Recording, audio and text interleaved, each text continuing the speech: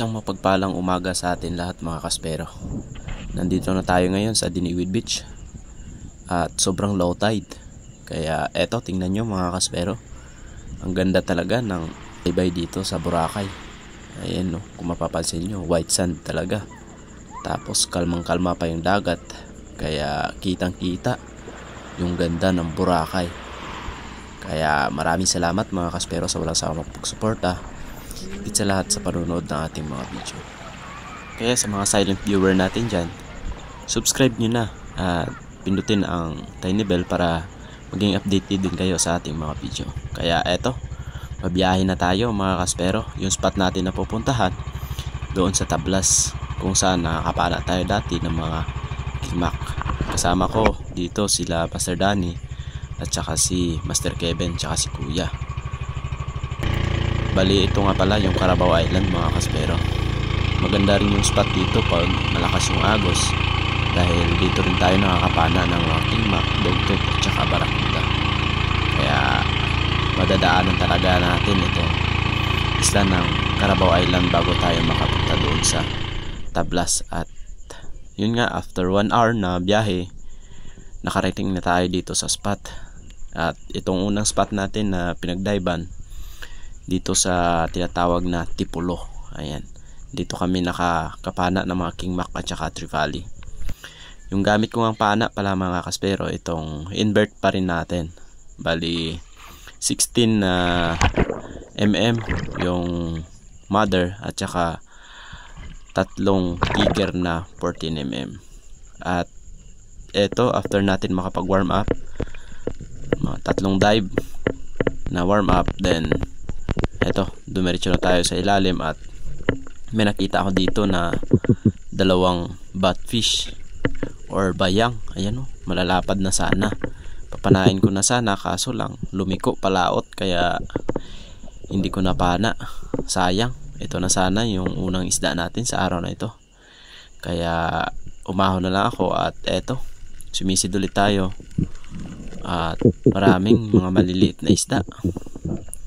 Nagbabaka sakali ako baka may dumaan na isang kingmak. Kaya kung mapapansin nyo, tingin ako sa taas at saka sa gilid, dahil yung gilid nito ay palalim na ng kaunti at wala pa rin tayong nakita. Kaya ahon. At eto, nakita ko si Master Kevin, pababa din siya, kaya ambush pa rin tayo. Baka may dumaan talaga na pelagic, dahil dito sa spot na to halos pelagic yung napapana ko dito mga kaspero. Ang ganda pa naman ng mga pestuhan dito pag dumapa ka. Kung mapapansin nyo, wala masyadong bato pero maraming maliliit na isda, kaya big chance na may pelagic talaga. Ngunit sa time na to wala talaga, kaya back to the surface tayo. At hindi nga nagtagal, merong nagpakita mga kaspero, isang kingmak. Sayang, malaki na sana yun, kaso lang sumabit yung tali natin sa shooting line. Yung shooting line natin sumabit, kaya hindi lumarga yung tali natin at napigilan, kaya nakawala. Ngunit okay lang, dahil eto naman yung nagpakita, isang golden trevally mga kaspero. Hindi pa tayo nakadating sa baba, sinalubong agad tayo, kaya hindi na ako nagdalawang isip na tirahin na ito, dahil may kalakihan na itong golden trevally.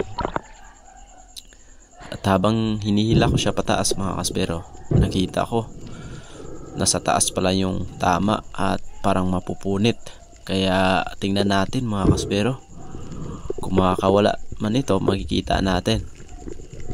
At tiningnan kong mabuti, matigas din pala yung likod ng golden na to, at medyo malaki pa naman yung space, kaya hindi makakawala itong golden na to. Kaya secured na itong golden trevally natin. Malaki-laki na rin ito mga kaspero, umabot ito ng halos 5 kilos. Ayan o, laki.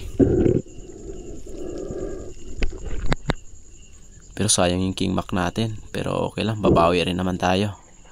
Nung nilagay ko na sa bangka yung golden natin mga kaspero, tumawag si Master Danny at eto, nakapana pala siya ng isang Diamond Trevally. Malaki na rin ito mga kaspero, nasa 5 din, 5 to 6 kilos, kaya goods na, may dagdag na sa ating Golden Trevally.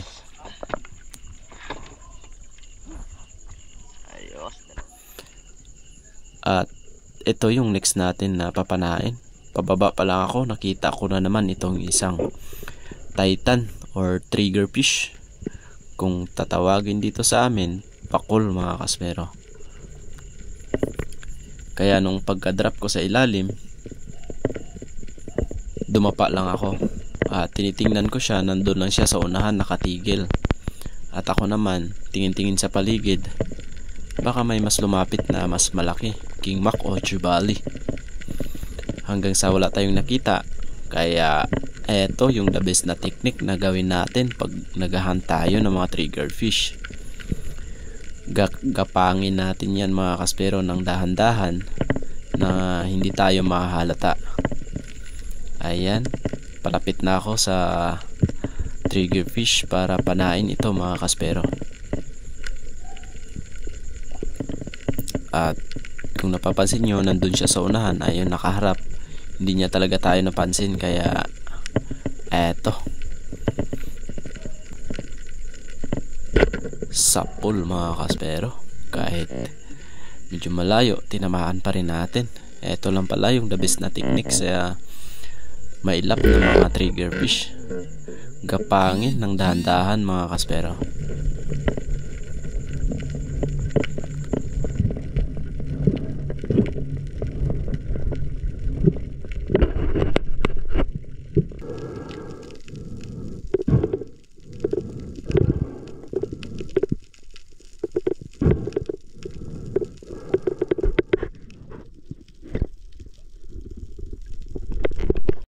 After natin na secured yung isang triggerfish, meron ulit akong nakitang triggerfish, kaya same pa rin yung paghunting natin dito. Gapangin pa rin natin ng dahan-dahan at yun nakaharap. Ngunit nung pinana natin, sapul pa rin mga kaspero. Ang ganda pa rin ng pagkakapana natin dito sa triggerfish. May dalawa na tayong papakol mga kaspero. Ang sarap ng ihaw nito, pero mas mabenta kasi ito mga kaspero. Sayang din, 160 yung kilo nito dito sa amin sa Boracay mga kaspero.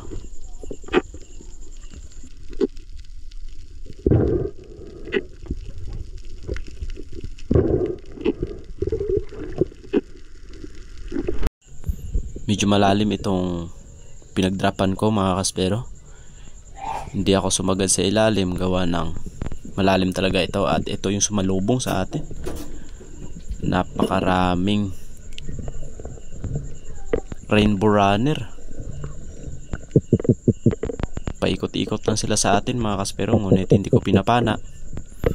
Gawa ng baka may mas malaking lumapit na GT, dahil itong spot na to talagang umaangat yung mga GT dito.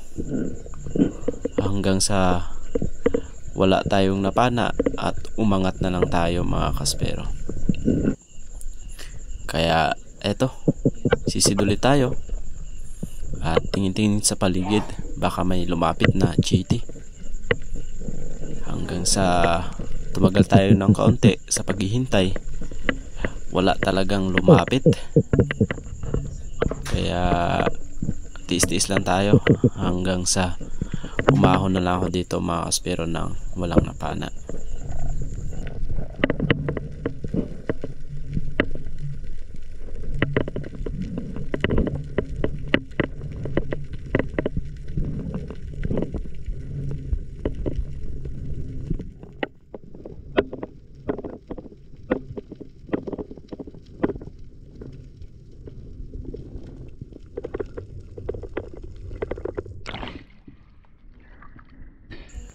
Bali, eto, sumama yung panahon mga kaspero.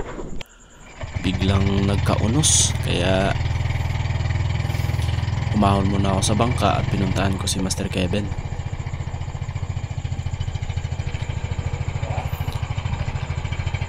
Buti na lang nakapana pa si Master Kevin ng isang green jobfish or malaguno.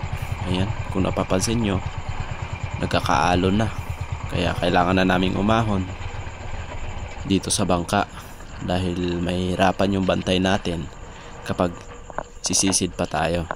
Kaya pinick up ko rin si Master Danny para dito muna kami magstay sa bangka habang masama yung panahon. At ito na nga, nakasakay na kami tatlo, pang-apat sa kay kuya. At maya maya lumakas na talaga. Ito, inulan na kami mga kaspero. Wala na kaming makita na isla kasi malayo ito sa isla ng Boracay mga kaspero. Medyo malayo din sa isla ng Romblon at saka sa Carabao Island. Hanggang sa lumakas pa rin ito mga kaspero, kaya yung ginawa namin, mahinang takbo lang yung bangka. At sila Master Dodoy nandun sa likod sumusunod. Ayan, patigilin muna namin yung ulan para sisisid ulit. At nung kumalma na mga kaspero, sumisid ulit kami. Hindi kami natinag ng ulan, uunos na yun. Dahil alam namin pagkatapos ng ulan, kakalma na ulit. At eto, sinalubong tayo ng isang malaking oriental sweet lips mga kaspero. Ayun, sapul. Ang ganda ng pagkatama natin dito sa sweet lips. Ayan, nakaside. Pero yung pagkatira natin sa hasang hanggang sa bibig.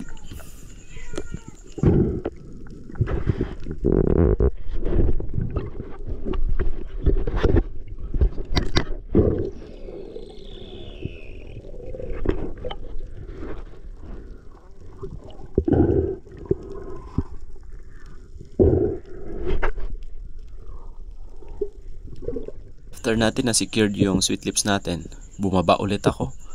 At eto yung sumunod na isda. Isang dogtooth tuna mga kaspero. Yung tawag namin dito, pugok. Papanain ko na sana, kaso lang naisip ko na mag-drop na lang ako sa ilalim. Kaya eto bumalik at sumalubong talaga. Kaya walang kawala itong dugtooth tuna sa atin mga kaspero. Ayun, sapol na sapol.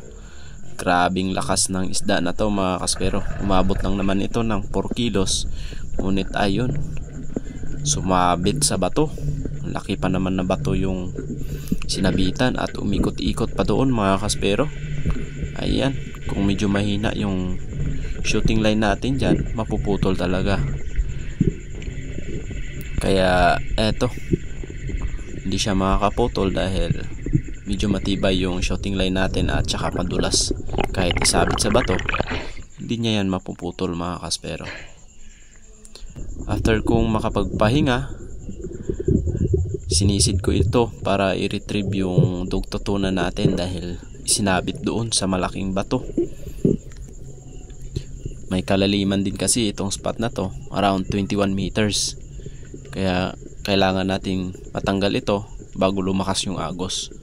Dahil pag inabutan tayo ng agos dito, hindi na natin makukuha to.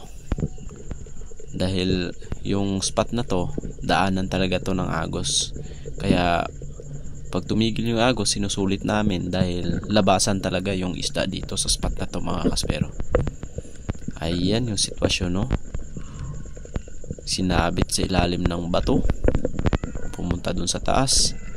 At pati yung coras nadala pa. Grabe, hindi naman natin sinasadya yan mga kaspero. Ngunit yun talaga yung isang dahilan ng pagkahila ng isda. Doon talaga niya isasabit sa bato. Kaya okay lang yan mga kaspero, dahil babalik naman yan doon sa ilalim at tutubo ulit.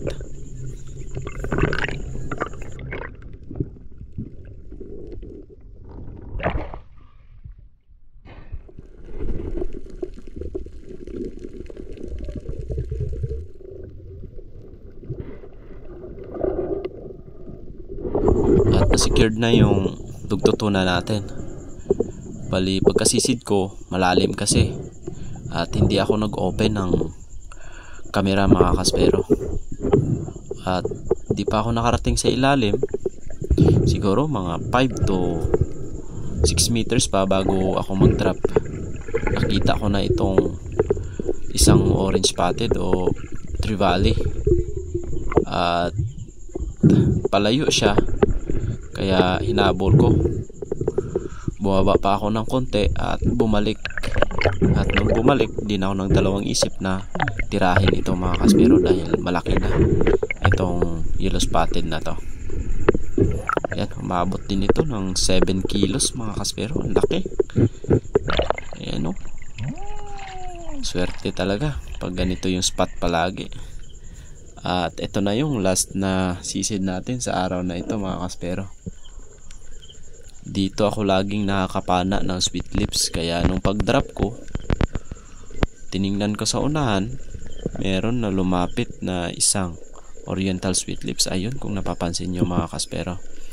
Kaya sabi ko titirahin ko na to para may dagdag sa mga huli natin, at pauwi na rin tayo, total hapon na rin mga kaspero.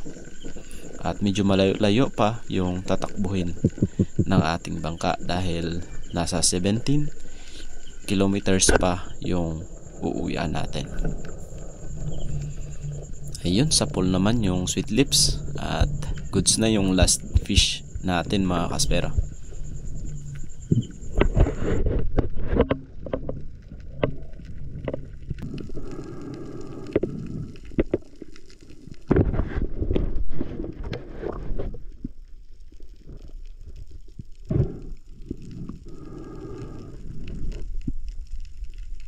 After 45 or 1 hour na biyahe natin, nakarating na rin tayo dito sa bahay. At eto, kahit gabi na, marami pa rin bumibili ng mga isda natin, kaya lahat ng ito na sold out mga kaspero.